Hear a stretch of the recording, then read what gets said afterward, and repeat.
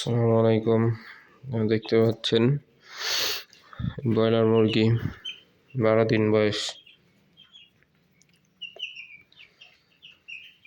মোটামুটি ভালোই সুস্থ আছে।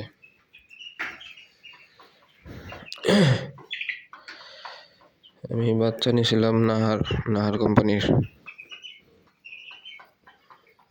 রস বাচ্চা। আলহামদুলিল্লাহ, সবাই দোয়া করবেন। মোটামুটি সুস্থ আছে।